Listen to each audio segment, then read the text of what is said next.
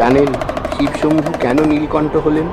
কারণ বিশ্ব যখন অমৃতের সন্ধানে ব্যস্ত, তখন কালকূট বিষ উঠে এলে তিনি তা গলায় ধারণ করেন, না হলে যে সারা ব্রহ্মাণ্ড জ্বলে পুড়ে যাবে। তিনি ত্রিশূলধারী, তিনি ডমরুধারী, তাঁর ত্রিশূলে দুষ্টের বিনাশ হয়, ডমরুর ব্রহ্মনাদে সংসার স্থিতিশীল হয়, সব ত্যাগ করে সংসারে থাকা যায়। তাঁর প্রকৃষ্ট উদাহরণ তিনি। একটি বাকছাল ও ভস্য তার আভূষণ, তাই শিবময় সংসার। তিনিই আদি, তিনিই অন্ত। মানুষ যখন সর্বস্ব ত্যাগ করে শান্ত ধীর স্থির হয়ে যায়, তখন সেও শিবময় হয়ে যায়। নিজের মধ্যে শিবত্বের অনুভূতি হয়। শিব আর মানুষ তখন আর আলাদা থাকে না, তারা এক হয়ে যায়। তাই সেই মহাদেবকে শতকোটি প্রণাম।